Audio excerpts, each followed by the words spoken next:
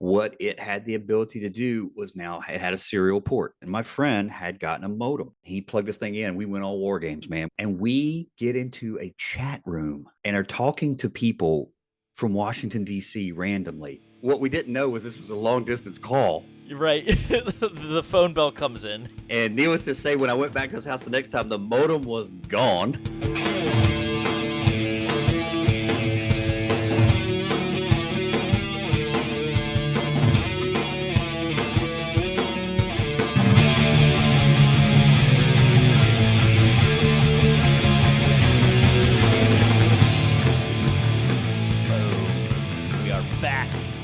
Another episode of the Twisted Eras podcast. Rob Stott alongside Doug Marsh, and we are not talking sports today. No. It's our first non-sports episode, and to be fair, it's one that we could probably talk on for 8 or 10 hours. Yeah, so we're gonna have to scale it back. We've been long for these first couple of episodes. Hopefully, our audience has been enjoying it, but to be able to jump into a topic that spans literally eras. Absolutely. And has evolved in so many ways. Yeah, and what's really neat when we were putting this one together is I did turn 50 this year, and it's one of the things that has been in my life the whole time. It really takes off in the mid 70s when I'm really young, but by the end of the 70s, this entirely new industry had started that had never been around before. And to be fair, video games, we have a high video game theme, and you can separate video games into certain things such as arcades and such like that. But this particular episode, Rob and I are going to highlight home video games, the consoles, because we could have another entire episode on the arcades. We've got here in town, Winners and Losers is one of the most amazing places you will ever go to as an arcade. He's even turned it into a Airbnb. Whole nother story. It would take its own time to be able to talk about the actual arcade video games. But what we're going to do is focus on home video games today. And there's plenty of crossover. Don't get me wrong. Like, sure. I feel like arcades used to be the testing grounds for whether something could be an at-home game. Yep. We talked about it in a previous episode, not to bring up sports, right? But NFL Blitz, gets its start as as in the arcade world, and then slowly makes its way into the console games that we have today. So just a wide-ranging topic, even in the at-home section of gaming and video games. I feel like you could break that up too. Like there's the consoles, there's the handheld, and then there's like computer gaming, and then even further, right? There's mobile games today. So it's like it's taking on its own life. And today we're getting into the whole Ready Player One of virtual AR, games VR, too. Yep, yes, I have it written down. So there's so many. It's funny that you mentioned handhelds, and just briefly, that was as a kid one of the first video games I got was the Mattel baseball game. And if you don't know the Mattel baseball game, they remade it in the 90s and 2000s, but they had a baseball and a football version that was literally dots on a screen, and you swung, and it was amazing to be able to sit there and do this. And I still have my original one broke, so I rebought it. Maybe an even Christmas present, a stocking stuffer in the 2000s. So I have my baseball and my football in there as well.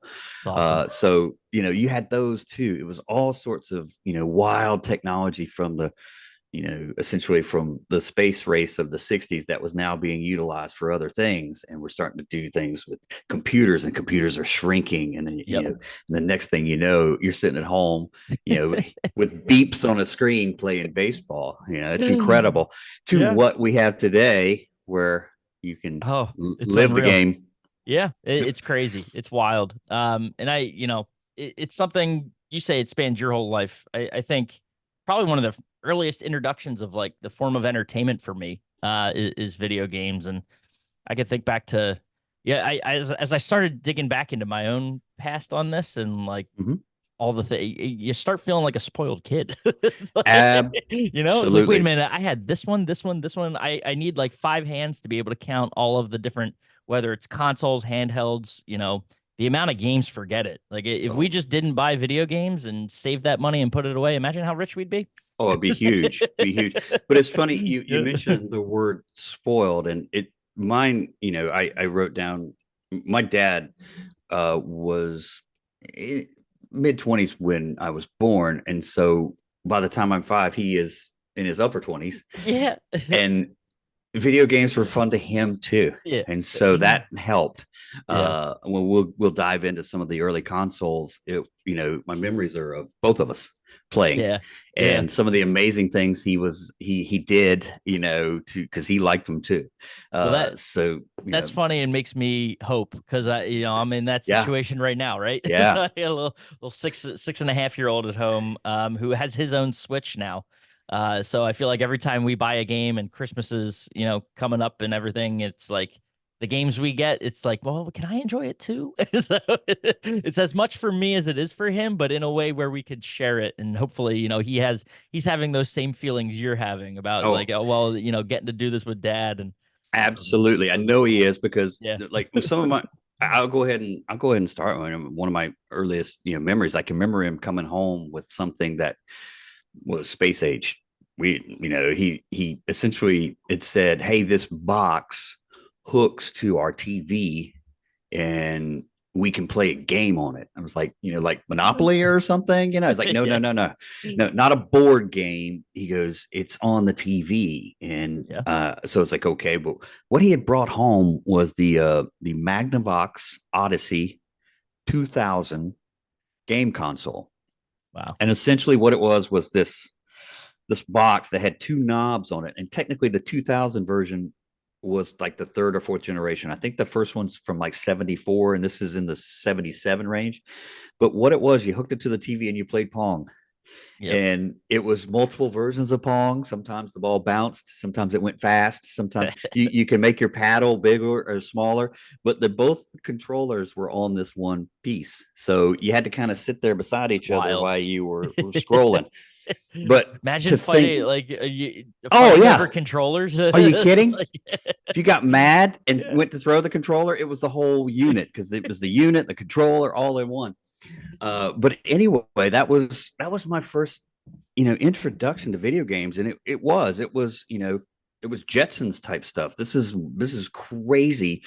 We're hooking up some system to the TV and we're playing each other on a game. And Yeah. Lewis, way I think I was 4 at that time, so it's a very early memory Yeah, for sure. of Now being blown away. was it the like red, white, and yellow cable? Is that what you had to plug in, or was it something different for you? So no, the RCA jacks are much further down the road. Okay. This is So it's a TV selector is what it would be.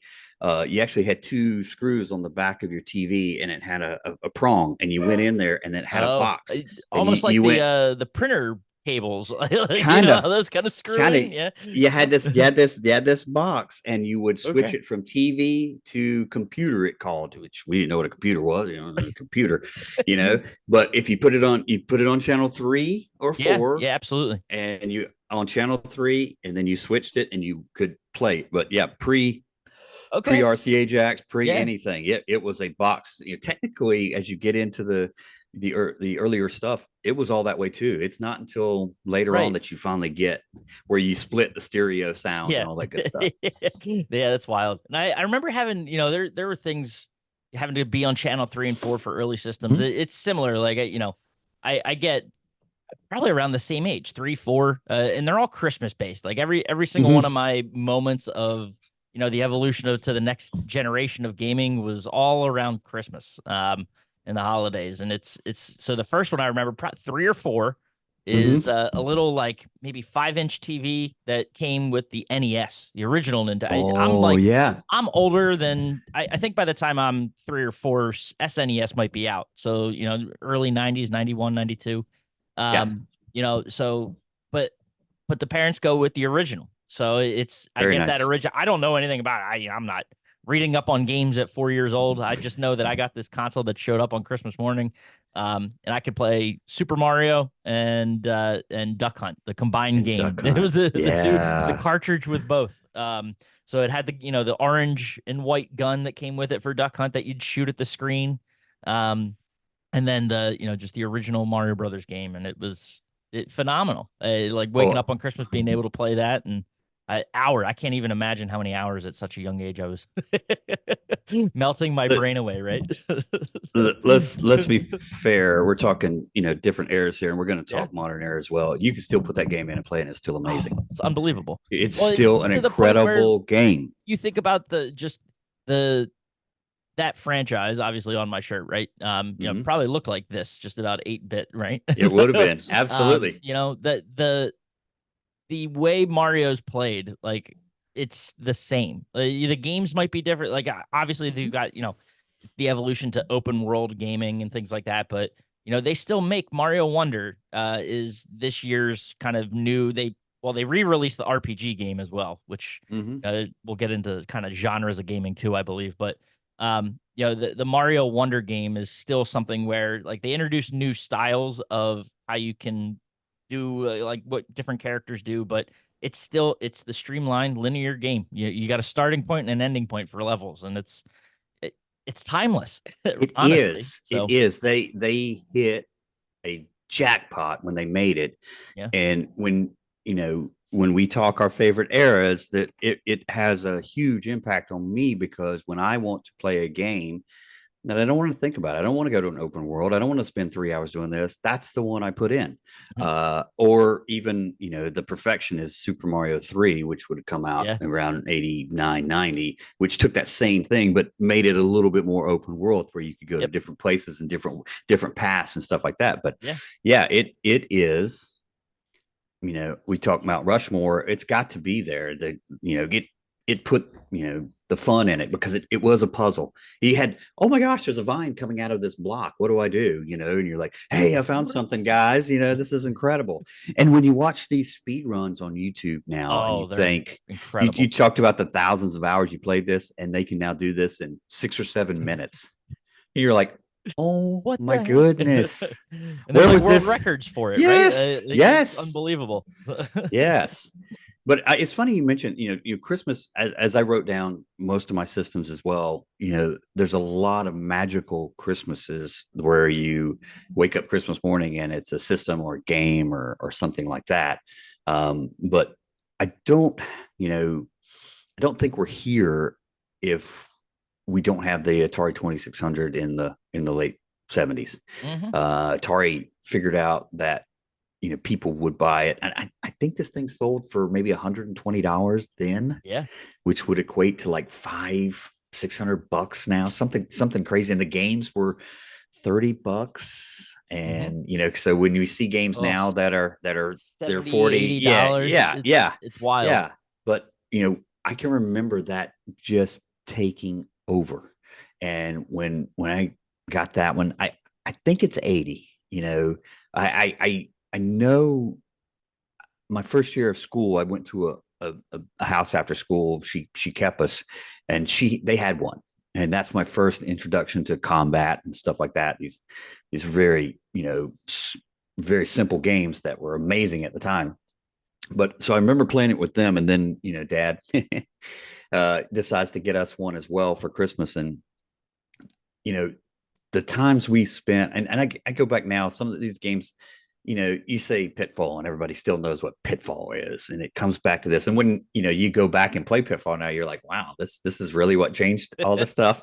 But it did, because it was, once again, it's a linear game that changed. The screen changed, and one change, there's one screen there's a snake, and one there's something else, but it was incredible, what the Atari 2600 did. Now granted, it would crash in 83, Right. because they got too big too fast, so to speak. But for me, as a 7, 8, 9 year old, I love sports. I Right. played sports as 7, 8, 9. But some of those memories of me and my dad, Activision, who is massive Yeah. still to this day, made some of the best Atari games.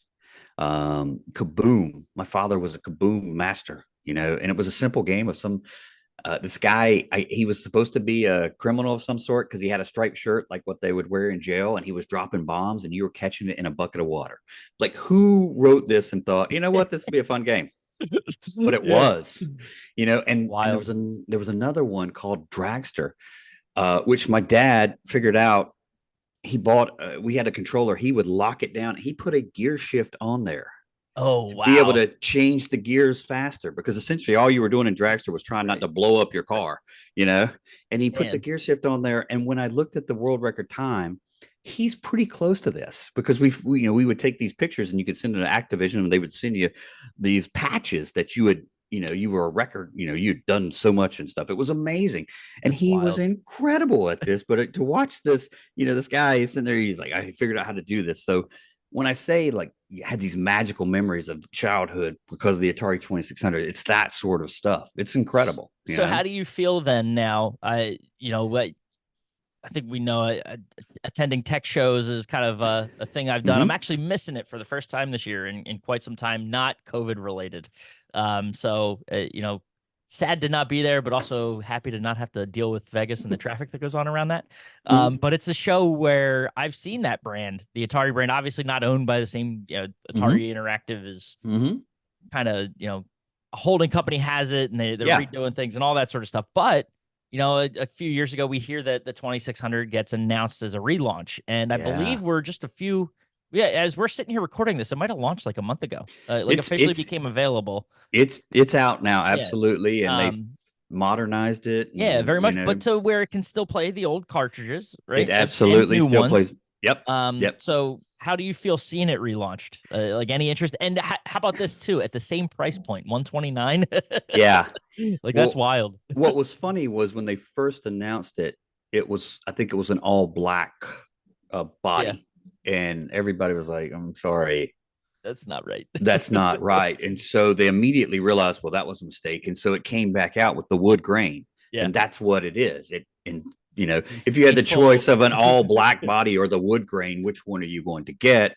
Right. You're going to jump on the wood grain. I mean, the the It's the the black body original was look. beautiful, but it looked more like a PlayStation as opposed to Yeah. the 70s era. And so yeah, it's great to see. Um, the controller, the simplistic controller.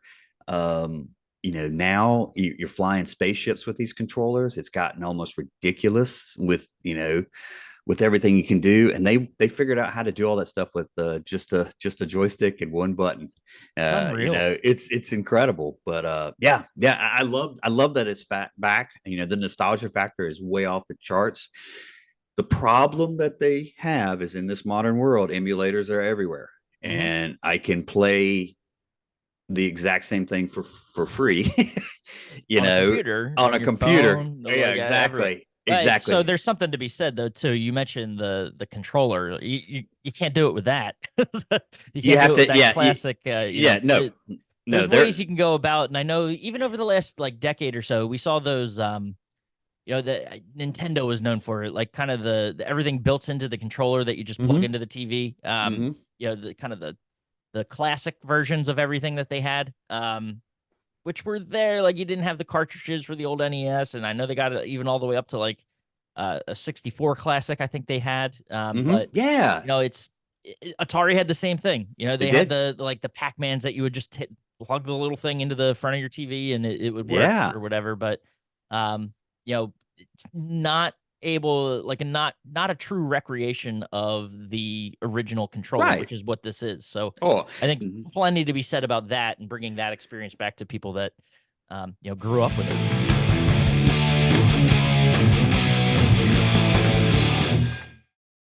I'm gonna throw a twisted era old school thing at you and see if Rob Stott's ever heard of this one. So the Atari Uh-oh. 2600 is what lives forever, but it had competitors.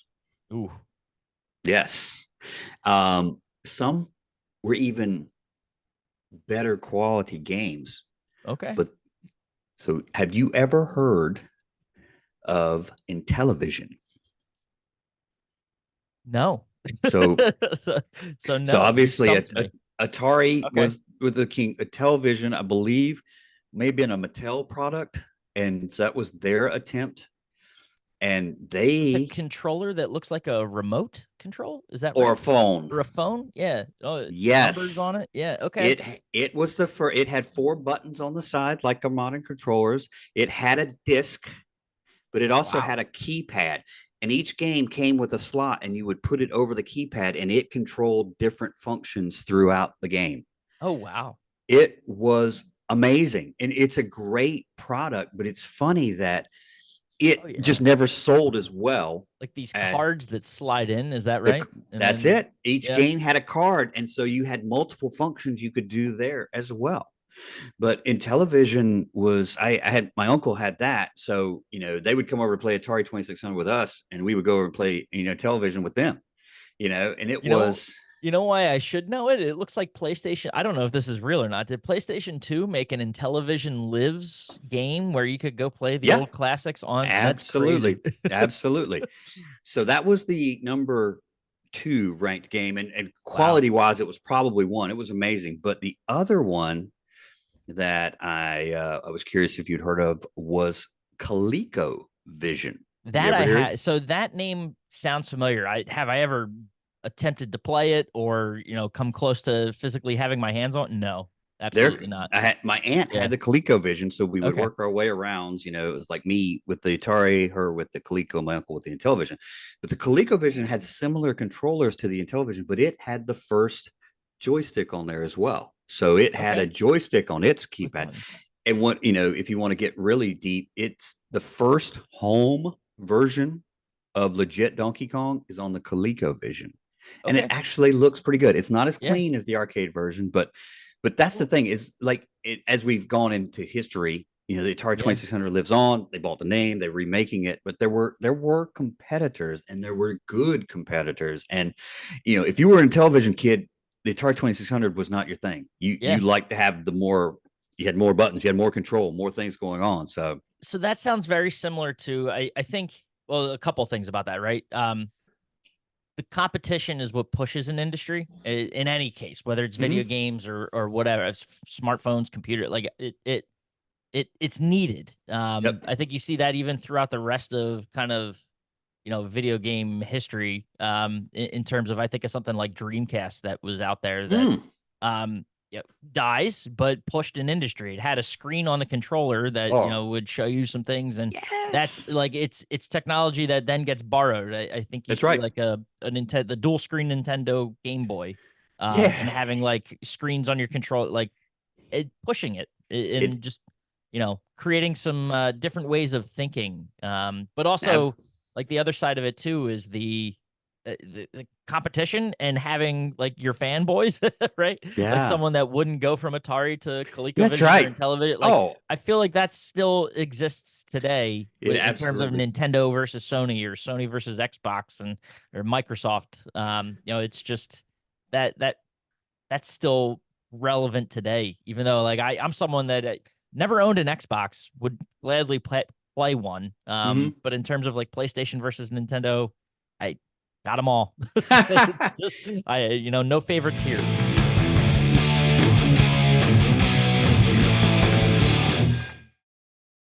We've talked about this in a few of our episodes. Is that as much as we love sports and stuff like that, Yeah, movies really guide a lot of my just who I am. Loved yeah. movies as a kid and stuff like that. And there are plenty of video game movies. Most of them do not hold up, you Not one know, bit. at all. You had the Trons of the world. They tried to remake Tron. It's just not the same. But there is one that I don't know if you know of that absolutely holds up. It's still great to this day, but it brought what modern computing was going to be to us as a 10-year-old. Have you ever seen War Games? Yes, absolutely. I knew that's what you were gonna say too. It's It's a phenomenal movie. Yeah, amazing. And as a 10-year-old kid, he's talking about modems and all this stuff. I have no clue what he's talking about, but it's funny to watch it today. And everything he says makes sense now. And how he's, oh, it is my computer. It talks to the other computers. And we just figured yeah, out how to make them all to talk together. Exactly. yeah. And so War Games was just mind blowing to Hmm. me. And I will say this to our eras. I know that my era probably has it. If you haven't seen it in a while from my era, folks, go see it. If you're in Rob's era or younger, go watch it. It Yeah, legit, it's it wild. legit holds up. It's sometimes older movies don't, but this movie holds up. But Atari, as the 2600 starts going down, they get into the computer business. Hmm. My dad brings home an Atari 400, It's an all-in-one computer. You plug it into the monitor, all this stuff. It's the worst keyboard of all time. I can't even describe to you how awful this keyboard was. It was like push buttons, but no buttons. It was just a flat thing. It was terrible. And Not so, tactile keys or anything. oh It's like just, no, it was just like push. attempting to be touchscreen. Yes, Yeah. but not. It's Right. terrible. But it played amazing games, and they were getting a little bit better. That was, I think it may be their first entry into 8-bit games. But what it had the ability to do was now it had a serial port. So you Yep. could plug it to a printer, you could plug it to this. And my friend had gotten a modem and he plugged this thing in. We went all war games, man. We are plugging in. And this is, I'm gonna say 86. Wow. And we get into a chat room and are talking to people from Washington, D.C. randomly. And once again, I thought I was in like Star Trek or something, It was like, is this person real? Yeah. Yeah.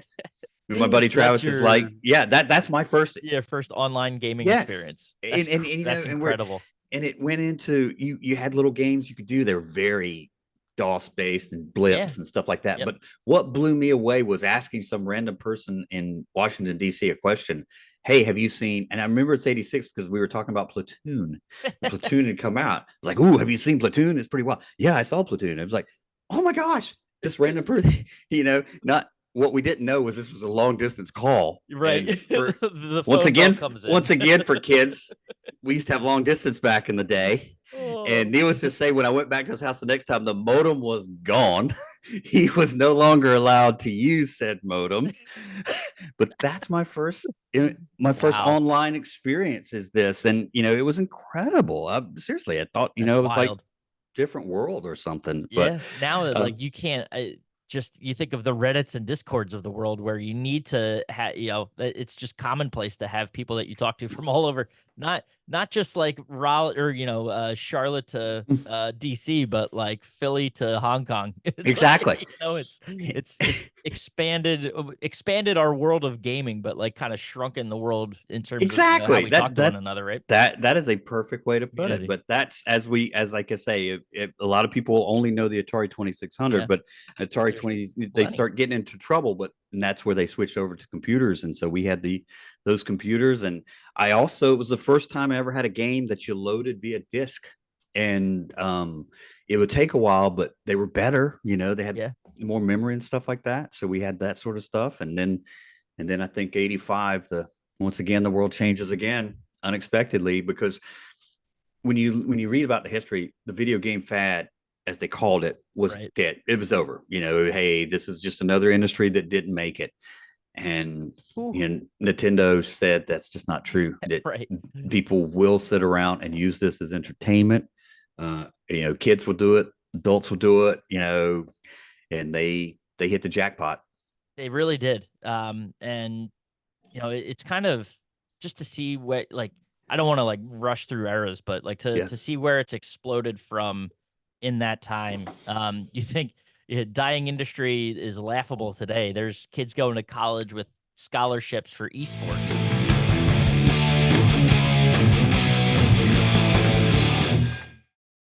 I want to ask a side question, Sure. because we've talked about a lot of different games, different types and genres and things like that. I remember growing up that there used to be sort of, it felt like anyway, a real distinction between what type of gamer you were Mm. and whether you were someone that it felt like you had to be boxed into something, right? Like you're a sports gamer, like you only play the new games as they come out every year. You're Madden or NHL, whatever it is, or you're more of the RPG type person, likes the turn-based things, and you get behind your whatever RPGs are out there. There are thousands of them that you could think of, or like action adventure, or more of the strategy type based. Like, did you feel like you were a certain type of gamer growing up, or did you have sort of interests that spanned across everything?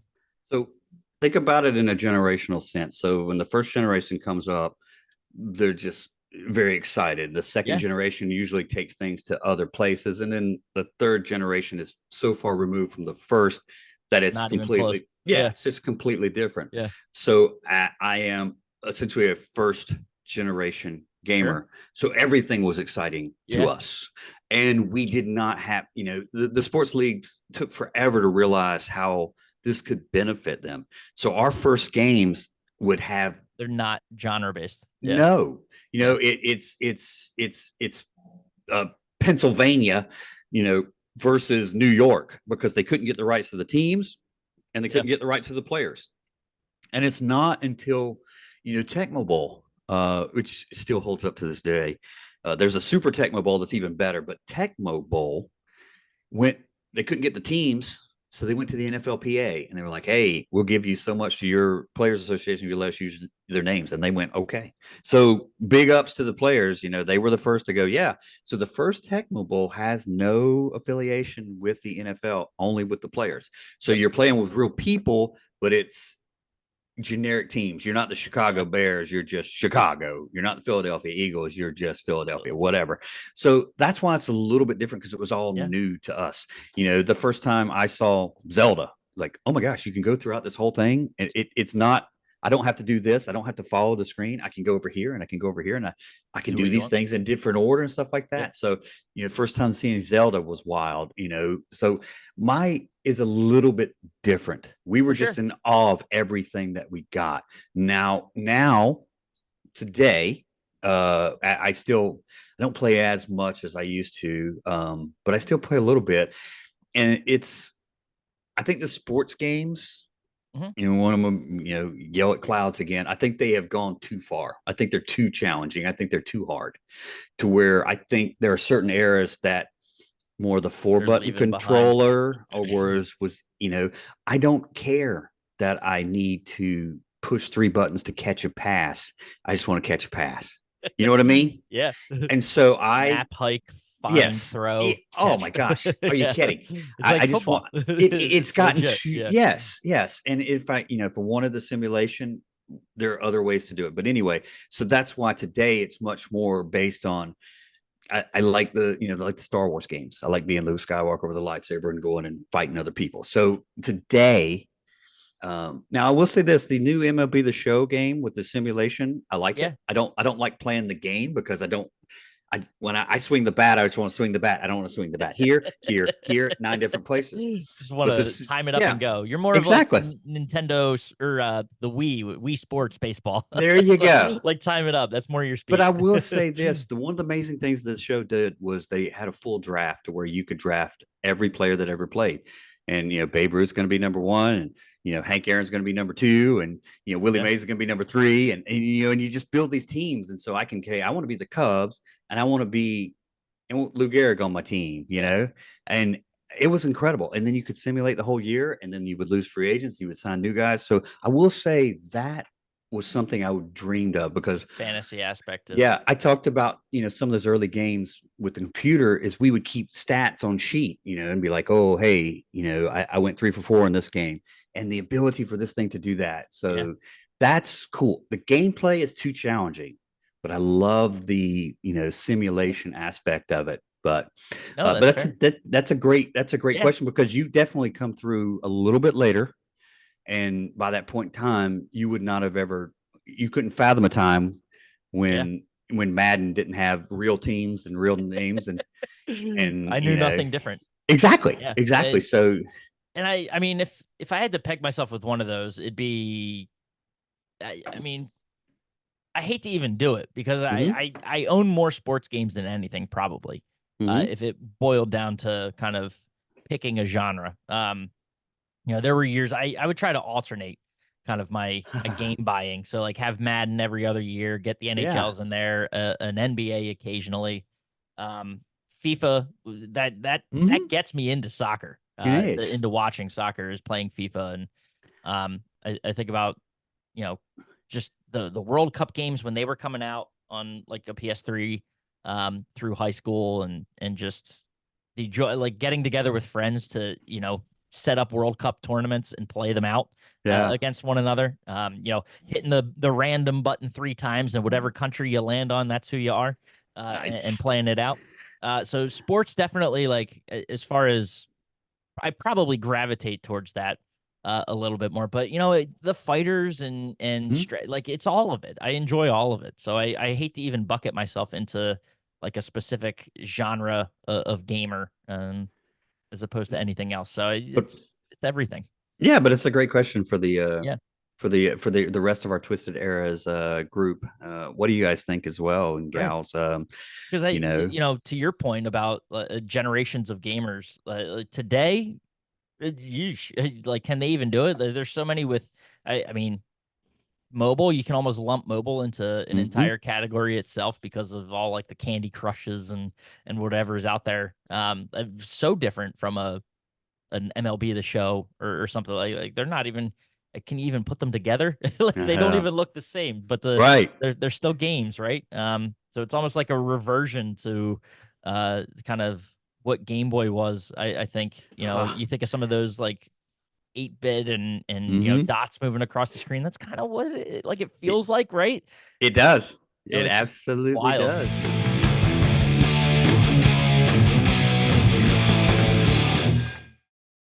It's so funny, like I say, we said at the beginning of this, we could go 8 or 10 hours, and I know I'm still in the 80s, but you mentioned something incredible, and it's all based around Christmas. And so I Yeah, think that's one of the reasons we remember it so well is you remember Christmas. You remember Christmas morning, you remember getting your NES, all in one system there and stuff like that. But I got the system, I think in Christmas 86, I believe. It could have been my birthday 87, because sometimes birthdays as yeah. well. So it's around that time. And like I said, my neighbor Jason down the street had one, and so we were playing with his. But I can remember Christmas of 1987 specifically, and you know I woke up, and it's gonna be hard to see, but it's still sitting right here. I've got it in my homage, but Yeah.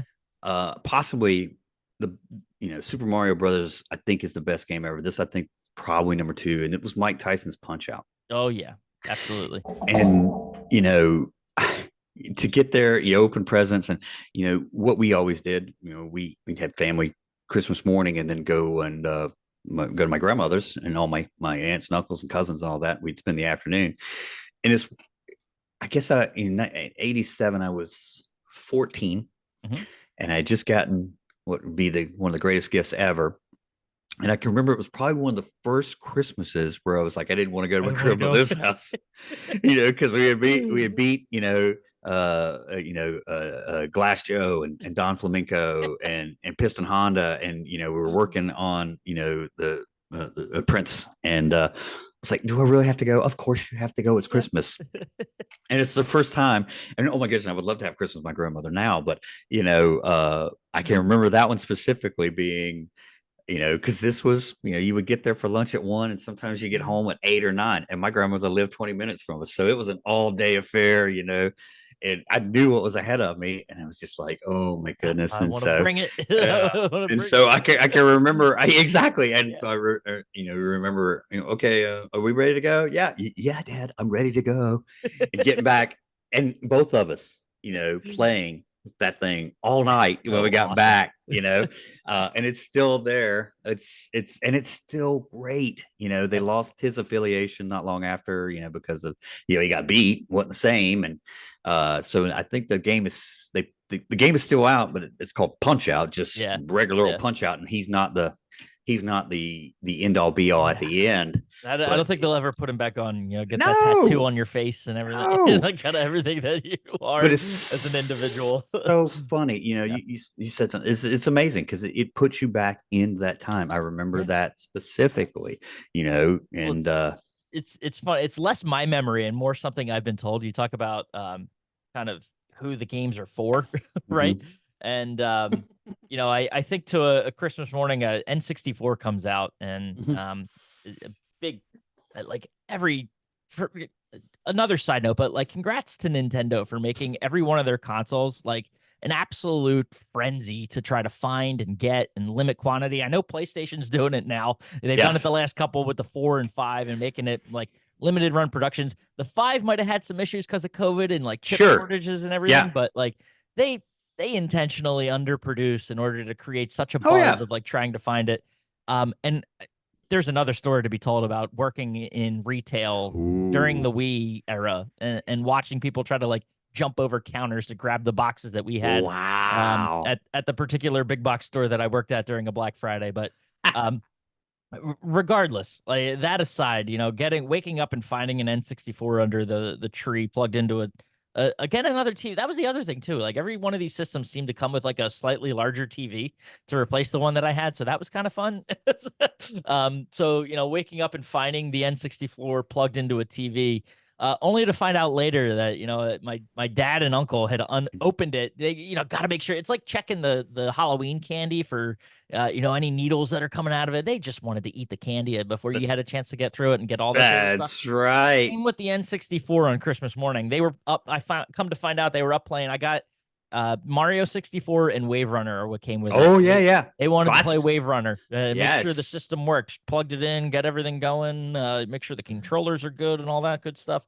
Yeah, they wanted to play it all night until I woke up and was I did not have first crack at my Wow. N64. So it's Dude, just one of those that Christmas memories, though. Something but you'll that's never a forget. never. No, that's incredible. I love it. I Yeah. love it. I love it. Yeah. I can remember it's very similar, where I woke up. This may have been the day after Christmas, to the TV was still on. And I was like, what's going on? My dad had beaten Super Mario Brothers 3 the night before, and he left the TV on to show me Wow. that he had finished it, because Super Mario 3 had a back way that you could sneak in and go straight to the end. Yeah. And I beat it that way. And he's like, that's not playing the game. And he beat the game going the proper way. And he left the TV on. I was like, that's incredible. Wow. What a so humble brag. it is, it is. But I'd love it. Those are the types of things you just, cherish. It'll be one of those things in a few years, I'm sure. PlayStation 6 or 7, whenever it's out, I'll do the same sort of thing, right? You absolutely will. I can't wait till that ass gets made and I can plug it in and get some games to go along with it and just make sure it works. That's right. You Plug got that system in and make sure it works.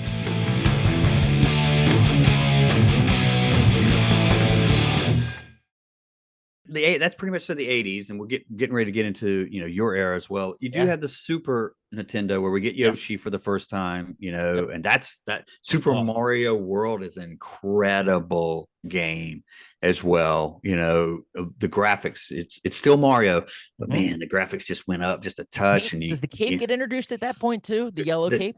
Yeah, the ability to fly, I think, was in 3. Okay. Yeah, it was a feather you could get. And spins. Oh, well, so the feather would have been. Was that the cape, or is it did he get he could fly? Spin? Oh, that's it. Yeah, he could fly in 3, so he gets the cape in world. Yeah. Yeah. So I remember spinning with the yellow cape and just constantly twirling like a tornado.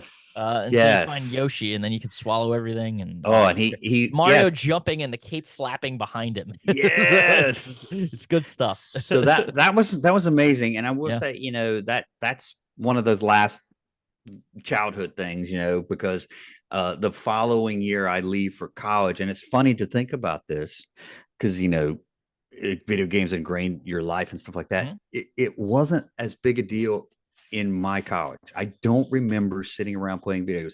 My video game system was there. I brought my Super Nintendo with me, but we were always doing other things. We were always getting into other trouble. So I just don't have college memories until the last year. I got a new roommate. Didn't know this guy. His name was Ian, and he was just looking for, my roommate had graduated, and I was just looking to sublet for the rest of the year. And he came in, and I remember, it's so funny. It's like, hey, I got a girlfriend, so I'm never going to be here. I just really need a place to put my stuff. And I was like, oh, this is the dream roommate, right? Heck yeah. So I sign up, and like, yeah, you can sublet for 6 months. And she dumps him, I want to say the next day after he gets his apartment. And I was like, man, she set you up. But anyway, he was an interesting guy, and he brought something home. This would have been probably December 95, maybe January 95. And it was on just a Saturday. He brought something in, and it was a new system that, I had never heard of. And can I guess?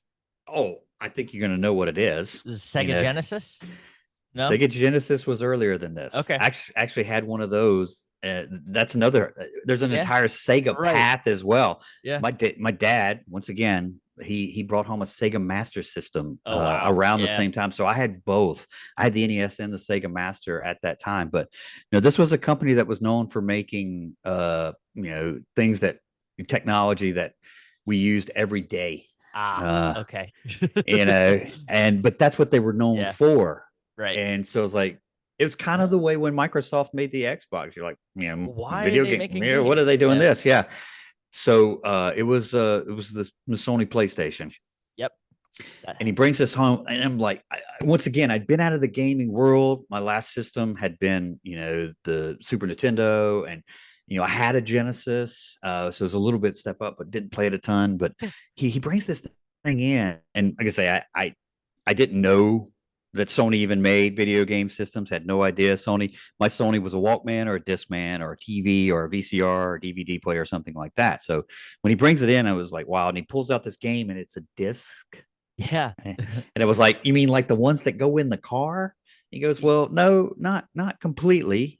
So, but I will say this: our TV, it was a nice TV. It was old, but it was hooked to the stereo, and we had pretty good stereo. And so this was the first time I was going to hear like legit stereo sound games. I had no idea what was coming. And what he had pulled out was Resident Evil. Once again, Oh, yeah. never I had no clue what this thing was. You're in for So it. so he puts the disc in, and the music immediately starts, and it's like, man, the soundtrack is great. And we go in, and it opens up with a cut scene of like some weird, you go into a house or something, there's some weird stuff going on. And I was like, what is going on? Now, it's not the first cutscene. There was plenty of cutscenes. Oh yeah. Pac-Man has a cutscene in it in 1980. So cutscenes aren't new to video games, but it was a cutscene that was like watching a movie. Mm-hmm. It was wild, and so we start playing, and next thing you know, we're going down the hall, and we've got some shotgun, and this dog jumps out at you. And we both just jumped, and it was incredible. And it was like, this is Mm-mm. this is new world right here, Yeah. man. Mm-hmm. This is new stuff, and that kind of brought us back.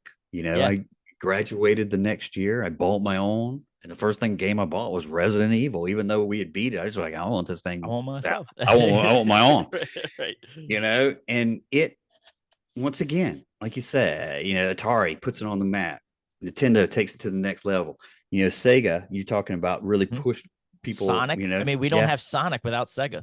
So No. So you got all that, and then Sony, once again, who makes yep. Walkmans and Discmans and stuff like this, goes next level, and this thing's incredible. And the controller was similar. That's its own discussion because you're talking about I mean everything, even Sega, like it was letter based. You had for Nintendo AB button, and they introduced XY on the next controller, and with the SNES, and Sega even follows suit with like AB. I forget, they had 4 buttons too. It was AB. I thought it was symbols. Is it XY? Square, triangle. Isn't that what it is? Yeah. Well, so PlayStation did Sega go with symbols too? No, you're right. So Sony is like the introduction to these. The original Genesis had 3 buttons, and it was ABC. Right. So ABC, right? So yeah. And then Sony comes along, and it's square, circle, triangle, X.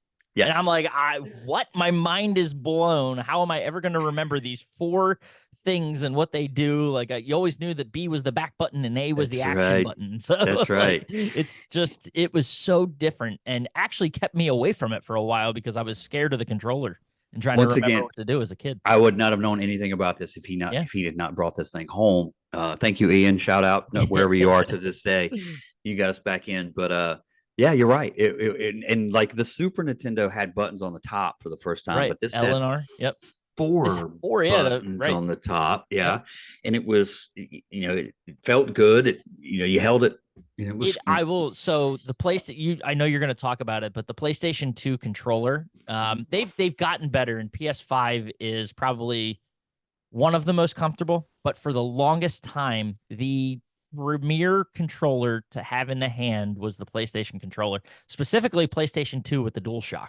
When it started moving, that was so cool. It's good stuff, and it it just felt right. And there's something to be said about the comfort of a controller in your hand, how it impacts the gaming experience. And this is Mm-hmm. like super nerdy level type talk about gaming, but like an Xbox controller, I remember the first time I touched one, I was like, man, this thing's a behemoth and just so big. It felt so fat in your hands and like uncomfortable to try to reach buttons with your thumbs. The N64 controller, like probably one of the most iconic, but least Yeah, comfortable it as was well. terrible. Like it had the three prongs coming down, Three the prongs and a joystick in weird the joystick middle. in the Like you could middle. hold it, so it's like you could hold it like a normal controller on the edges, but no one ever did that because you had the No. joystick. So it was like you're holding half the controller, and you had the C buttons up at the top too. The four, yeah, like they saw PlayStation and were like, all right, you want to get crazy with your buttons? Watch this, and Watch they put this. eight buttons on one side of the controller and then had like the back of the Z button for the trigger in the back. The only thing it worked for was GoldenEye. Yeah. That was it. You could Yeah. walk around a shooter game, GoldenEye, and oh man, what was the other one? There was a GoldenEye knockoff that, oh man, the name's gonna slip my mind. I'll have to look it up, but like shooters, that was it. Perfect Dark. Does that sound right? Perfect. Perfect Dark. That might have been it. The other shooter game that was like very similar to GoldenEye on the N64, but You got me it there. only worked for those. Yeah, Perfect Dark video game Perfect. seriously. Or interesting. So that was it. No, That was it. my N64 knowledge is the pod racing game and maybe a Donkey Kong Country that Yeah, advanced again. That's like making Donkey Kong and Super Mario Brothers mixing together. Those were great games too. But there was some GoldenEye. Like I had again plenty, and I actually had in a closet over here. There's an N64 tucked away. mm, That same one. So but GoldenEye is what stands out. You talk mm, about just games that, well, first of all, there's the game to movie, and then hmm then the movie to game discussion, right? Making games out of movies. GoldenEye is the creme de la creme. It followed the story. It was phenomenal in how it did it. Very level based. It took that movie and turned it into just an absolute icon of a game, and one that again it like brought friends together, and you yeah. would have it, something to be said. I'm sure like the parents out there listening, like, oh, shooting people, that's a great game to bring together with your friends. And yeah, it was. It absolutely was. So I will say that's great. However, when the original Star Wars game came out, Oh, yes. and I mean, it was a repeat. You just did it over and over and over again. Yeah. So it didn't have a ton of replay. But the first time you flew an X-wing to go try to blow Yeah. up the Death Star, Yeah. that's Good pretty tough stuff. to beat. Yeah, it is. It's Doesn't good have the stuff. story of No. GoldenEye. It doesn't have the length, all that great, hey, this one's you got plenty of playtime here. This one's not gonna last long. But the first time you did this as It Luke was Skywalker, phenomenal. yeah. Yeah. So I Yeah. will, Ton of replay. That's probably the thing. Like the story, you get through the story, but it's more about getting together with friends for the replay yeah, factor of, yeah, going to these levels and trying to, off one another in the game and see yes, and who you're can being last. super cool, James Bond, and all this Right. stuff too. It's incredible. I Or get Odd it. Job. Everyone ruled out Odd Job. You weren't allowed to be Odd Job because he was No small and Haja. you couldn't find him in the like hide, and yeah, it was just no Odd Job. But there was a rule against Odd Job. Yeah. But it just a phenomenal just community experience with that. So is that your first, like, so I know 90s, you talked about getting an NES as a young child, but Yep. is that your go-to system from your childhood, the 64, For or sure. For child, so I think I could almost break it up into like my own eras, Mhm. right? So N64 is the first one where I'm probably like a full blown like fanatic of gaming. Mhm. Super Nintendo's there, and it's I have a lot of games from it. Mhm. But 64 is kind of the launching point for me, where I really dive into it and find a passion for it. I remember buying a lot of the like the guides that went along with games to try to get through. I was one of those kids. I needed the guide Oh yeah. in case, like, I enjoyed doing it and figuring it out, but it was always like it's there. It's the crutch if I need it. Flip through the pages and follow along. But stacks of those books and games, and Zelda, the Ocarina of Time, just a phenomenal. That's my Incredible. introduction to Zelda. Yeah. So I know it's on Game Boy, and I know there's like, earlier versions of it, but that is my first, um, interaction with Zelda and what that is. And just it felt like a whole new world of gaming to me. So to go from the Yeah. Marios and everything to this open world, and the story that it told, and just how interesting it was too. Graphics were phenomenal for its time. Oh yeah. So to that, some incredible games on that system. But again, it's Christmases, and I do get, a few years later, the introduction to PlayStation myself, and Resident Evil 3 on the original Oh PlayStation. Uh, yeah. so diving into that story and being like having nightmares after playing and things like that. So Yeah. it's a wild ride for me there. Not so many original PlayStation games. And this is, so to be clear, it's the original PlayStation before they go PS1 Right. Right. and bring out that system. But um, you know, and then with every introduction, it's like PS2, PS3, PS4, PS5 Yeah. along the way to just jump through them all. But the system that really brings it together, though, so when I get PlayStation, there's kind of a switch. I stop with Nintendo. I have Mm-hmm. N64, and it's still there, and I know there's other introductions there along the way. GameCube comes around. Sure. Not one that I own, but a system that probably has more of an impact on my college life than anything, for a number of reasons. But it's around the time that PS3 gets launched. I end up bringing that. It's a battle with my parents, so whether I can bring PlayStation to college, and like Wow. not Yeah. because they were concerned about like the education aspect, but like this was a $400 thing. You're not bringing this somewhere where I know there's going to be drinking and partying, and it's going to get It's gonna destroyed. get broken. Yeah. I snuck it in a towel. So I had it there. It came along. That's awesome. Um, wrapped it up, didn't put it in the box so it didn't look like it was, going. The box was in my closet at home. But that comes with me. A lot of great, again, just sports games and Mm-hmm. things like that. But it's someone who brings a GameCube, and I end up joining a fraternity in college, Mm-hmm. and we have a wing in a building that we live in. Um, I remember the common area had a large TV, and someone had, I think my PlayStation ends up plugged into there as like a community system, and so does a GameCube. And Super Smash Brothers Super um Smash Brothers. is like, it's like kind of like the Olympics for Nintendo games. Yeah. Like every character comes, it's like Mortal Kombat in Nintendo form. So it's every character from across the entire Nintendo universe and video game universe um, comes together under this one banner game, and it just creates a whole new world of gaming for us. Like we turned it into just our own competition on the floor. Super Smashed Brothers. We, yeah, I mean, we're in college, so you can kind of see where we're going with this. Every time you lose, it's like someone has to do something, and then you come back and try to play until someone passes out. But that brought me back to the world of Nintendo, and kind of, seeing what it was, what I'd been missing out on. But like, just we had championship belts that we would pass around to the champion of Smash Brothers, and just some really cool times. So it never really left like my life, and sort of what I do on a regular basis, and not to a point where, like, to be clear, you're grown up, job, kids, things like that. It's, the PlayStation's 5's downstairs, and sits in a cabinet. It doesn't get played as much anymore. Right. More on the handheld side of things, and playing the Switch with the kid and things like that. But it's always been there, and I think that's what's so cool about it. That's incredible, though. I do, have, like I say, college is. I didn't play as much, but towards the end, Ian brought that PlayStation. I do remember there was a neighbor that had Mario Kart, Oh my gosh, there's a game and it that's probably one of the was most played on my Super Nintendo, was so Mario Kart. whichever system you could have four controllers on Oh yeah, was what we were playing it on. I don't remember which one, but I did not know. Like I say, I not lost interest, but I just I wasn't playing, yeah. And we went in one night and hanging out.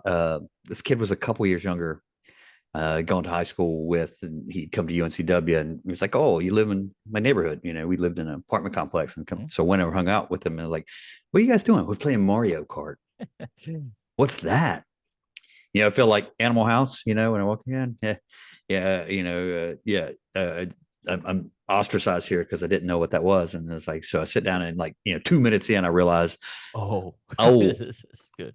because it was the ultimate smack talk. I mean, you didn't even care about winning; it was just blowing up each other and wrecking each other. It was a blast. And next thing you realize it's now 5 o'clock in the morning. You've been Yeah. sitting here for 7 hours, just doing this. But that's another one that was So amazing in that college atmosphere. Nintendo did a really incredible job. I talk about those genres of Mm-hmm. different gamings, and you think about it, Nintendo hits all of them. Mario specifically hits all of them. Like there's for except football. From what I don't think there's a Mario football, but they kind of avoid that and let Madden reign. But That's right. there's Mario baseball, like Mario tennis. I think Mario golf, like all those games, the Mario Kart. Like they do a great job of finding the pockets of gamers. Smash Brothers is another great example of finding fighters, like fighter enthusiasts, and bringing them into like that Mortal Kombat style but like in the Mario like lighthearted way. Like Yes. you're still Yes. crushing people off of smacking them with bats and throwing Pokeballs at them and watching things come out and like blow them Just up with fire. no But it's blood. like Nintendo, right? No Yeah. blood, no blood, and doing it in a way that's fun and enjoyable. And Mario Kart's another great example. And they make appearances on every iteration of their systems, and to Hmm. watch them improve over time too. Like I'm thinking about how the Switch looks, and there's Smash Brothers Ultimate on the Switch, Mario Kart 8 on the Oh, Switch, Mario wow. Party. Like the board game enthusiasts have Mario Party and the mini games that go along with it. Wow. So they do just a really phenomenal job of kind of taking the Mario franchise and expanding it across the entire sort of video game ecosystem So when to I capture was people. when I was younger, Mario was a doctor as well. Dr. 'Cause- Mario, that's right. Yeah. Yeah, absolutely. Yeah. Dr. That's Mario. that was a great one too. Yeah. Which, if you go back and watch it, is he's trying to kill viruses with pills. It's Yeah. it's hilarious. It's unreal.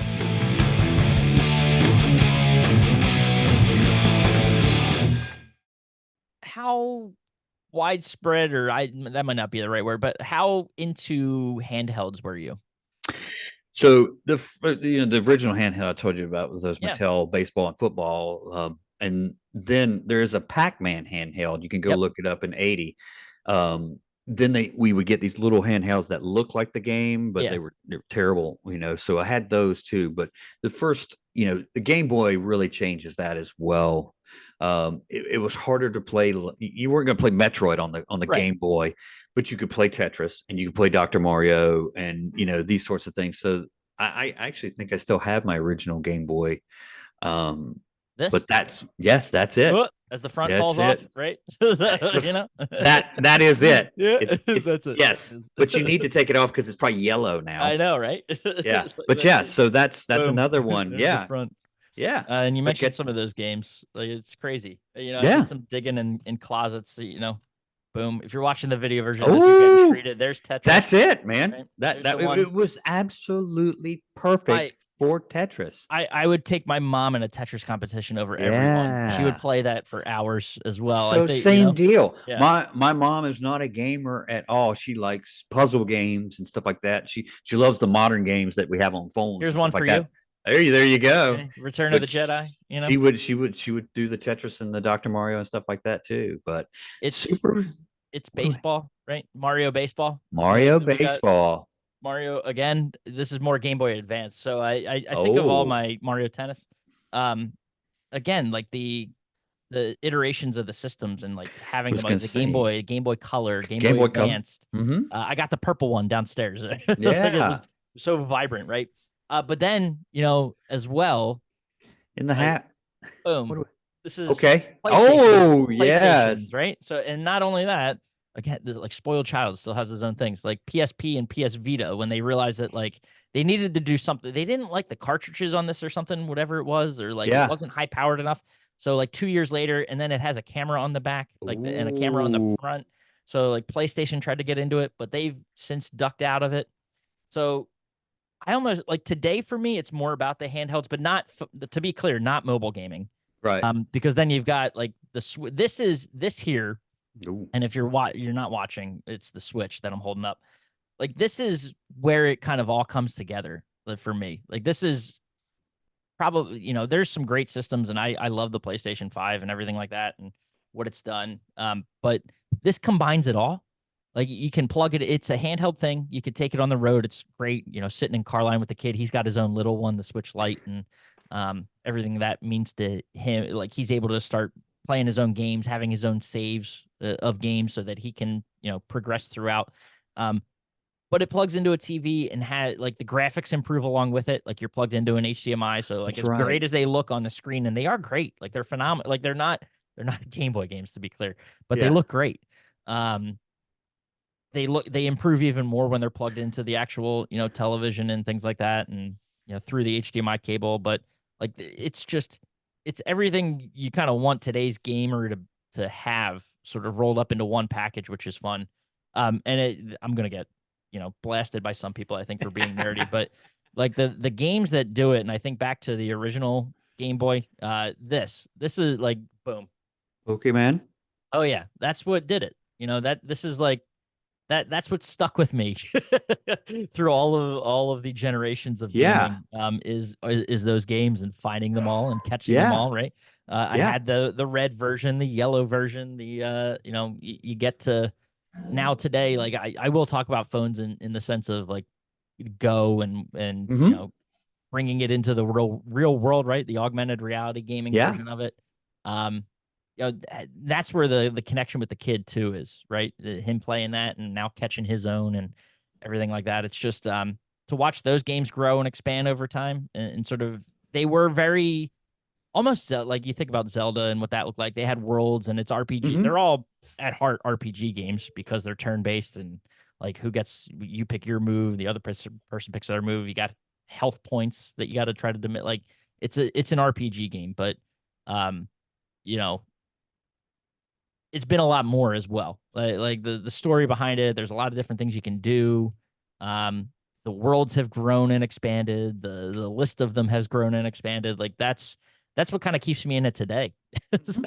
Like that's where most of it is. Most of the time spent today, still baseball and like the show Yeah. and everything. But like those are the games that I'm playing now, and I think it probably has more to do with the connection to the kid.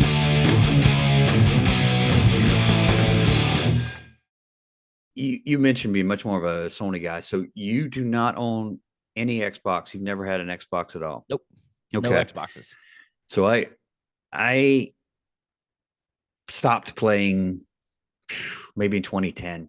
And from probably 2010 to 2015, I did not play any video games except for maybe the NES. I still have my NES. I actually still have my NES. It's not plugged in because I've got it right here, Yeah. for press to show. But my neighbor had had gotten an Xbox One, which I think was like maybe the Yep. third generation of Xbox, and he had it on a huge screen next door in a theater room, and he had gotten a new Star Wars game, and Battlefront. mhm, Is that right? Yep. yeah, and it was in beta at the time, but Yeah. you could fight on Hoth and all these things, and Oh yeah. he was showing me, it's like, oh, you can be Luke Skywalker, you can be Darth Vader, and that sort of stuff, and I was so intrigued that I went and bought an Xbox One in that game. So that was like I say around 2015, maybe 2014, somewhere around there. Whenever the game came out is when I Yeah. bought it. It's the only game I bought, and it's like, man, this game cost me $359 because it was 300 for the system and 59 for the 59 for the game. game. But I hopped online, and that was a new thing for me as well. Some of the previous systems I had, you could do it. It was okay. Yeah. I the first open shooter I think I did was Navy SEALs, SOCON, that sort of stuff. Those games were a lot of fun. Uh, Modern Warfare? You ever get into the ne- Call of Duties? Never got the No. Call of Duty I got in were the original Call of Duties. I never Okay. got into any of the more modern ones. Yeah. But going online and fighting as Luke Skywalker and stuff like that, I thought was incredible. Yeah. And I was hooked again. And so for Yep. probably, Brings 5 you back in. years, it completely brought me back in. So I have the Xbox One, Yep. Still have it. I probably have not hooked it up in a year. I don't play it very much, but Yeah. they had a sequel to the Battlefront. Battlefront 2 actually had a Yeah. story to it, and you get to play, and then you had, the Jedi Fallen Order, where you got to Right. start as a Jedi, and all these Work your all these way up. things. Yeah, so it's all these Star Wars games. So my modern gaming is that. I will Old man yell at clouds. I think they're too complicated for an old school Super Mario Brothers guy like myself. I at times I don't care that I have to walk across this giant field to get to something. I just want you to take me there.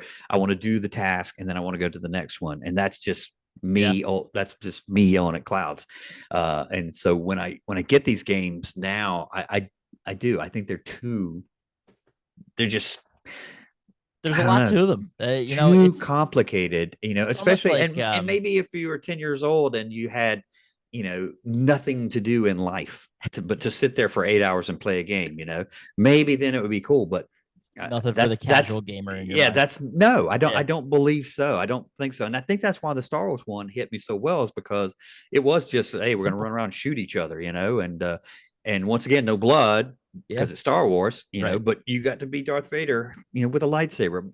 Are you Right. kidding? This is the coolest thing ever, Yeah. And so it went back to the original Star Wars where I'm fighting the Death Star, but now I'm actually being Darth Vader. You So want to you want to talk about complicated games? Just think, and I hesitate to even bring up the franchise, but Grand Theft Auto, sure. kind of, Yeah. you look at the original and kind of how that's progressed, and Yeah. I know we just got the leaked trailer for GTA 6 that's coming 2 years from now, Right. 2025. Right. But that game has gone from like just an overhead kind of following a car around running away to, I mean, it's like a movie the entire time. It is. It's just unbelievable. But that to me, not that I enjoy the complexity, because there's something to be said, I, from the like I look to NASCAR, and kind of what they did, and during the pandemic might have been a great example because they were doing like virtual races, if I remember right. Yes, Remember they absolutely. were like getting into their rigs, and like Dale Jr. was iRacing. Oh, racing, yeah, the yeah. iRacing. I don't think it should be that you need to have a setup like that to be good at it either. Um, but to why, like, that's also like an aspirational thing to me.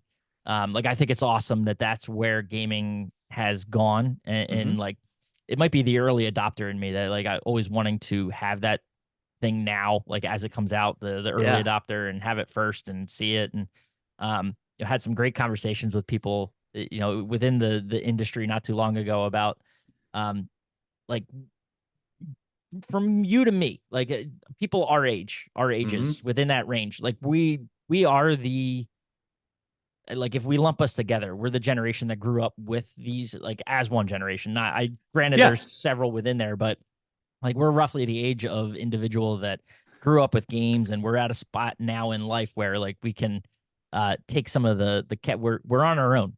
we're, Sure. we're we're not waiting for Christmas morning or No. a gift on our birthday to have these things. We can go out there and do it. Right. We're at a point where like gaming has gotten so advanced that like whether it's the systems or the accessories that go along with it, there's the AR VR aspect of gaming. Like we can go and obtain these things and set up systems in our in our homes, or rooms in our homes that are specific gaming rooms, right? Hmm. um that to me, I don't know if we're getting to favorite eras, but like for me it actually is this era. Like the Interesting. watching the technology advance, watching the graphics improve, watching the systems themselves just get to a point where they feel like you've got Tesla technology or SpaceX Sure. technology in your home, and you get to enjoy it. And you know, it might be that you have to hit six buttons to swing a baseball bat, Yeah. but it feels like a little bit more. You know, I enjoy the challenge, if that makes sense. I like that, and Yeah, that's great that this would be your era, but they've gone yeah, so far than they ever dreamed. But I'll ask you this follow up: at the end of the day, a game is for fun. yeah. Are they as much fun as they I think were. they can be. I really do think they can be. And there's some out there, not this, and to be fair, it's not like a blanket statement across all Sure. games, right? There's some that are out there that I'll stay away from. Like, Yeah. but like there's wrestling games out there that, it feels like you're button mashing. And Yeah. um I find there to be fun in a challenge is like, I don't want to win everything. Like I don't want to, Sure. if it's Madden, I don't want to be the guy that beats a team 429-3. Right.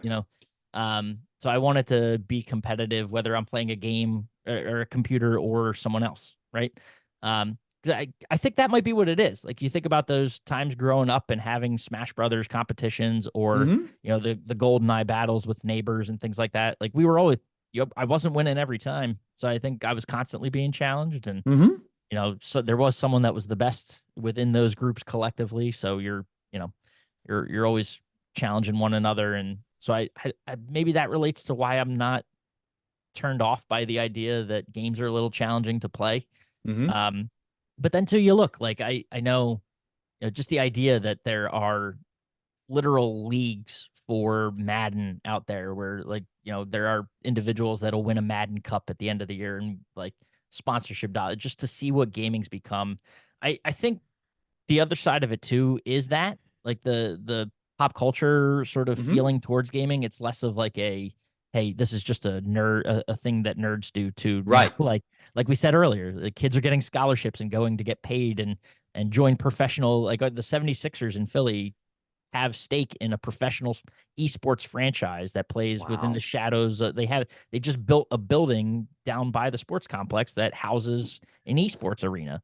So Wow. it's like, it, it's so cool to see gaming become what it's become. My high school, where I went, they have a literal esports lab in their basement that they, just opened a few years ago for kids to, again, like, go and hone their craft at video games. And pursue it if they want as a career. So I think that's kind of what, holistically, like, I like where gaming is today, I think, as opposed to what, I grew up with, if that Sure. makes sense. No, no, absolutely. But that's always been my thing. At the end of the day, Is it e- is is it it fun? fun? Yeah. Yeah, Is it absolutely. fun? And I say I'm a huge movie guy, and I understand that there are movies and there are films, Hmm. and Dumb and Dumber is a movie, and Schindler's List is a film. I love both of them, but I expect two different things. I don't expect much from a movie, and this is just like you almost want to be moved to your Yeah. emotions mute, and so that I get it that there's a time and place for both things. I just feel that they're just not as much fun today. Now, I will say I had a blast. I was talking about the show, the Hmm. simulation aspect of being able to get to have Babe Ruth and Willie Mays On the and team, on the and Cubs. and, and Aaron Judge on the Oh, same team. yeah. It was amazing, and so I love that aspect of it. But when I went and tried to play it myself, it was not RBI baseball or these great baseball games that I played as a kid. So Yeah. that's my struggle. Yeah. And it's perfectly fair. I think I do think that today there is something for everyone. Like, as far as the complexity of games, or like what you're looking for. And that's why, that's where mobile games come in, I think. Mm-hmm. Talking smartphone games and things like that. And um, they're accessible to everyone too. Like, that's the other part. Like, That's yeah, you don't have to, be a spoiled kid to get these games on Christmas or things like that. You could go to the App Store on your phone and download it, and it might be 99 cents, yeah, or free in most cases. With the knowledge that you probably have to pay to upgrade it a certain yeah, extent, and advance further, down the road of the game. But like, if they feel more attainable, and I think there truly is something for everyone, whether you want to, feel like you are Aaron Judge stepping into the batter's box, or you just want to be Super Mario and take a swing yeah. at a baseball thrown at you by Bowser. I'm gonna ask you one more follow up before I get to my era. But I Yeah. will say this: you said something's interesting as well about today's games versus the past. It's like when I bought Super Mario Brothers, I bought the whole game. Yeah. Today they've figured Add-ons. out how to nickel and Yeah. dime you to death. Yeah, they have. But now it's dollar and $5 you to Yeah. death, Yeah. Yeah. which was very weird to me when I came back into them. It was I didn't understand, and my nephew would say something like, "Hey, I bought skins to whatever," Downloadable content. Yeah. Yeah, yeah. DLC. DLC Yep. is another one of those like, who thought that one up? By the way, we can charge them $60 for It's this got game and then continue to charge them right. over and over and over again. So You yeah, know, like you've almost I don't know if it for better or worse, I've come to expect it. So like the Pokemon game that came out 2 years ago, a year ago, Scarlet Mhm. and Violet. They stick to like releasing two versions so that you gotta know Okay. someone who has the other version, and there's exclusive, version exclusive little mons that run around. So you gotta like either buy both or know someone on the other that has the other one and trade. Which again, the online community you can find there's codes and you can trade without knowing who they are all the way across the globe. But they like I've cut, you know that they're going to have downloadable content that comes with it a year or two later. So you buy the original game, $40, $60, whatever it is. And then for like half the cost, you basically have a second game that's added to it. So Okay. it extends again, like pro con. Pro con, you're spending more money on the same game. Mhm. Pro, you've taken that game that had an ending. You caught them all. You finished the story. Like you beat everyone there is to beat.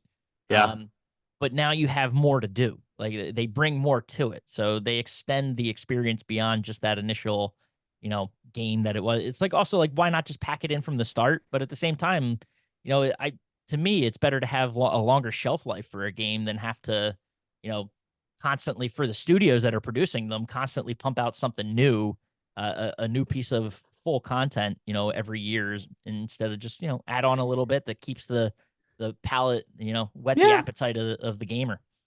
It's fair, but you brought up something previously is that you don't have to wait for Christmas anymore to get these things. Yeah. So Yeah. there should be a Yeah. version for old guys that really don't care about 50 different skins for their character that just Oh, 100%. Yeah. buys the whole game. It's like, Yeah. okay, the game is $60 with DLC. It's 99 Yeah. with everything that Yep. will ever be released because Yep. that's the version I would go to. But Yeah. that was one thing it was interesting that when I got back into gaming, it was like if it was made today, hey, well, Super Mario Brothers, you get 4 worlds Mar for free, yeah. but you have to pay for world 5, 6, Mario 7, and 8. Kart. Mario Kart is a great example of that. So it's been out forever. Everyone's like, why aren't you just releasing another game? Like, when's the next Mario Kart coming for the Switch? Over the past 18 months, I want to say. So like Mhm. 18 months ago, if you had Nintendo Switch Online, you were able to get access to this expansion pack for Okay. Mario Kart. They over 18 months, they would release like two new cups every 3 to 4 months. So it would bring like old tracks, new tracks, tracks from different games, back onto the Switch. So the initial so it comes with 8 cups initially, that you Okay. can unlock based Nice. on winning those cups and whatever. So it added 8 more. So that's eight. I think there's like 4 races per cup. So 8 times Okay. 4, 32. Now you have 64 tracks that you can race in the game. But like they released it eight uh a time over the like ensuing 18 months. So it was like keeping you attached to the game, like waiting, building anticipation for the next release and everything. And they're finally all available, but it took 18 months for them to release these next 32 tracks for the game. So now it's like, all right, well, what's next? Another Mario Yeah. Kart or like what's coming? But no, but it's just a very interesting way to.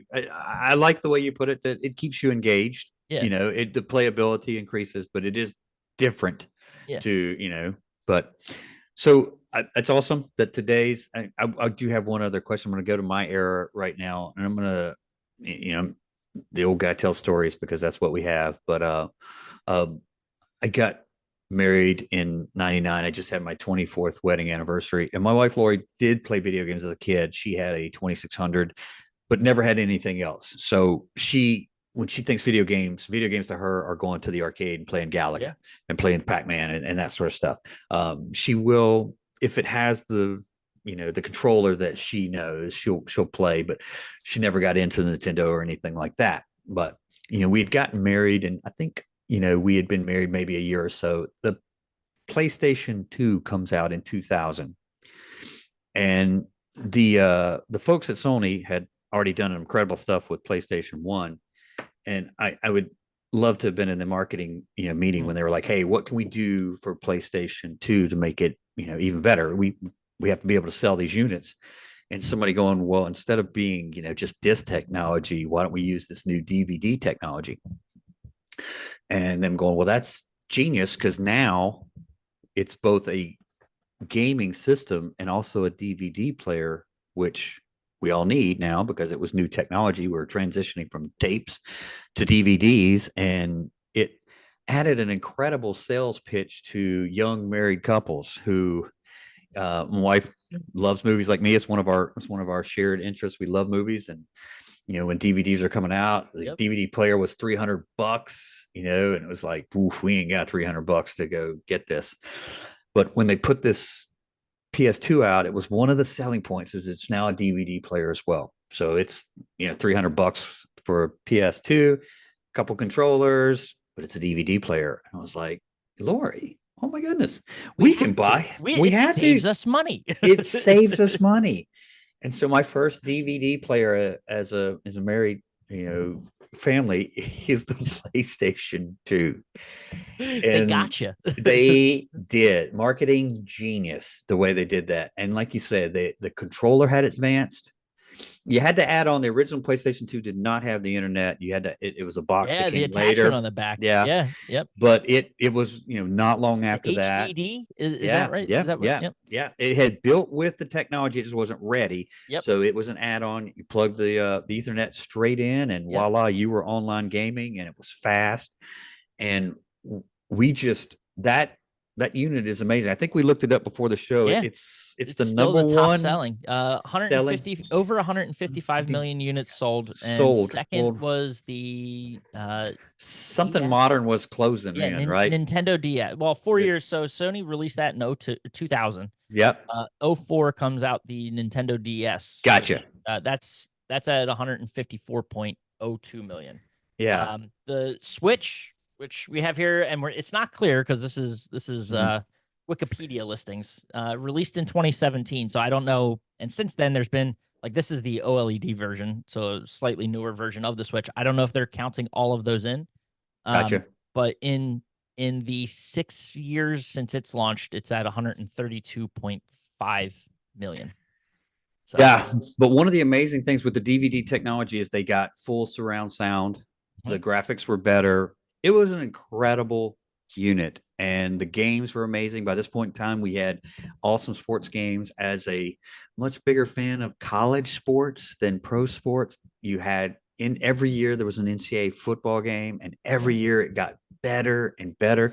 And you had these cards, and you could actually go on eBay and buy the cards. And some poor person had gone in and added names to every single team so that they had switched it. So you could load you give the guy $25 and he would send you the card. You Yeah, put the card in, and it would pull a download of every I kid who was remember this. playing Yeah, this. It was incredible. But you had the Navy SEALs games, and you had Madden, and you had college basketball, and there was incredible. oh And yeah, Sega was making. They had stopped making the Dreamcast, and so they were only making games specifically for for. PlayStation. Yeah, and they were great games as well. And it was just an incredible system.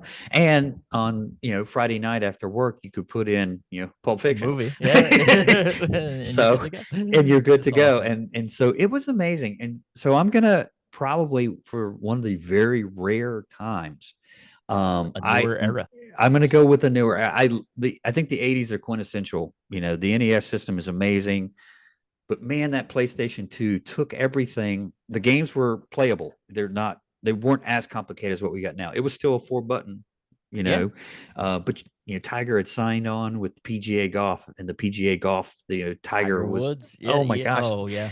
these games were amazing. And you still had, making Resident Evil games, and you still had all these things. And so I'm going to switch away from my childhood era, and I'm going to go that 2000 PS2, which I think is still legit today. You can still put those games in today, and they're still I think you good. can put it. I might be wrong. They for the PS4 they had killed back play, so like Mm-hmm. backwards compatibility. I Yeah, think they brought it back for the PS5, and nice. I have some I don't think I have PS2 games anymore, but I think you could go to some of those PS4 or PS3 games, put them in there, and they hold up, to Oh, they do today, and because it's it was incredible. it wasn't 1080p, but No, it was 720p, and so it they was a good. upscale. It's got upscaling. They do So, upscale, and so we love those games, man. And so I'm gonna that's say but that that's that's both of probably us. So we yeah, both go to a newer era than our own childhood, which I yeah. think that, to me, again, that's relatable, right? Mm-hmm. Because we were born into something, we had the Mm-hmm. early version of it, and then we saw it advance, and we kind of, you know, progressed along with it and appreciate sort of where it went from our own childhood. So I think that That's a perfect way to put yeah, it because it was invented here and perfected here, and yeah, you saw what you grew up with, and this is great. And what to they be have today. fair, yeah, when I sit around playing games, that's what I'm typically playing is those. But I still have, I still play college football on my Oh yeah. PS2, and it's amazing. And so that's probably the era that I'm going to go with. No, that's I, fantastic. I'll throw the question out there to everybody else. Give us your age and give us Your your era. era. And see what you think. Am I crazy because I say these games are too challenging now and not as much fun? Or are you like me, old screw? You grew up with the NES, and that's what you still like to play. But yeah, it's wild to think that over the past 50 years we've come from that Pong system my dad brought home to, Man, to you being know, able to strap on yeah, a headset and like yeah. transport yourself into a world of whatever, Well, wherever you want to be.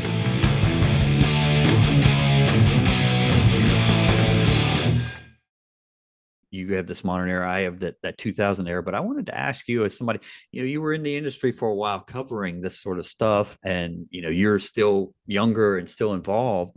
Where are we in 10 years? Where does it go? And this is coming from a Yeah.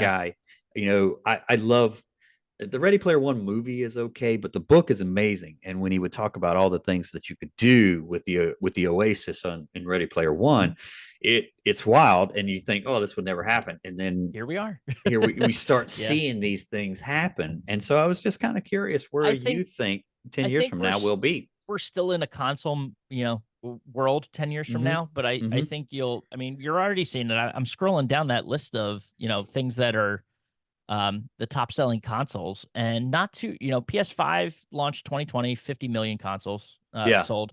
They've got the Quest 2, which is that's Oculus. Oh yeah. Meta owns it now, the Meta Yeah. Quest. They've sold about 20 million.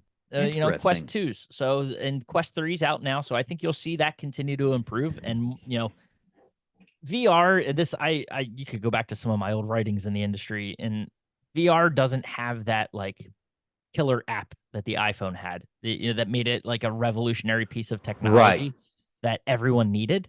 Uh, Yeah. it's still, but gaming always kind of drove it. So like the screens of the iPhone, like yes, it turned into a phone, the internet's there, but like games too, like that drove it. The early adopters, that's what, brought them in. That's kind of where we are with VR and like I'll stick to VR. AR is less about gaming and more about like kind of the overlay of the real world. Like Escapism. Yeah. I say that as someone that plays Pokemon Go. Like that's That's it's an right. AR based game. But Yeah. specifically looking at, you mentioned Ready Player One and Mm-hmm. VR and what that is. I think it continues to improve. The games get better, and the experiences get better. Um, but I don't know. It's hard to predict 10 years out. We could be in a completely different space, and I might look Sure. like a fool if you watch this back 10 years from now. But I still feel like we're not quite at a spot where this will ever come close to the 155 million units sold that a PlayStation 2 has. But the games will be better. Yeah. I feel like you'll see more, and I know they're already working on it, but like to even get yourself in like further ingrained into that environment that you're putting yourself in with the headset, like gloves that have haptic feedbacks along with it, so when you pick up an item in VR it feels like that item's in your hand. I think you'll see that sort of continue to progress. Like that's only natural, I think, sort of in technology and where we're heading. But I just, I don't know. It's interesting. Well, A the wild reason it'll be a wild world. Yeah, for the sure. reason I ask is I brought up War Games earlier, and it's the 40th anniversary of War Games, and you can go back and watch War Games, and he was talking about things we utilize today, 40 years ago, but in a very simplistic form. Yeah. Well, Ready Player One, he wrote, what, 5 or 6 years ago. Well, 40 years from From now, now. Yeah. will we literally be talking about some of the things, It's plausible. the Very systems that they plausible. would go into, and the haptics and all those sorts of things, and I think about the phone is very similar to what he did, just in a simpler format. It's just in the phone, because we do utilize everything in the phone, and it does take over. You can go to a restaurant, Mhm. you go to a dinner, and you're like, back in the day, you went to dinner, you took somebody out to dinner to chat and find out about him. You go to dinner now, and it's like, Who are you? everybody's still on the Right. phones. And so I think about some of the Ready Player One, about how crazy they are about being in the Yeah. Oasis and getting coins and all this. And it's, playing stupid mobile games now, and, buying add-ons to these mobile games to get coins. And you're just like, what are you doing? Right. What's going on? But anyway, that type of stuff. And so I'm like, we are kind of doing it a little We're bit. getting We there. we don't Yeah. have the haptics, and but even for everything negative, I think there's good too, and the technology to be able to help the medical industry and that sort of stuff is going to Heck yeah. be That's where AR comes in incredible. too. Like Yes. the combination, and it's so AR, VR, and mixed reality is kind of that Yeah. virtual and AR mixed, augmented reality mixed, and that's where there are certainly products out there, and I've tested them, seen them. That you go back to those CES shows, and Yeah. the technology that it's a very sort of concept type of show. Like concept products are there. Mm-hmm. There are headsets out there that you have overlays. Surgery is a great example of like, hey, make this cut here and Mm-hmm. stitch this way. You're looking at this organ or whatever. Like, it's phenomenal. It's Yep. impressive. So that it's there. It's just Yep. it's not quite at the mass adoption point yet for the everyday consumer. But we'll get Yeah. there. I We, we will. We we will. will, maybe not in my lifetime, but your kids will definitely Oh experience it. yeah, it's wild. So Yep. and it'll be neat to see it take on its own life. Yeah. But hey, man, this was fun. Absolutely. You know, diving through the eras of video games and chit chatting about like how games have advanced and what we grew up with. It's wild. So, like you said, let us know your favorite eras, and um, look forward to Dude. seeing all that, hearing all that, and Yeah. continuing to play games. And my all our Sega friends come after us because I Yeah, barely mentioned Sega at I all, know. even though I had a Sega Master System, and Sonic is an iconic character. But yeah, let us know what you think. Um, let us know. We want to do the actual arcade version of video games as well. Right, And so give us some lay it feedback on on what us. you think there as well. So, I feel like but I have yeah, to say game over instead of stay twisted. Is that right? Like, how do we end y- this? Is it yes, game over? Well, hey, right, game over. yes, So, game wah, ba, ba, over. bow, Bum, wow. bum, ba-dum. That's what we'll go out on. I'll make sure that's the closing music. Sounds good, my friend. Until then, hey, do keep it twisted. That's right.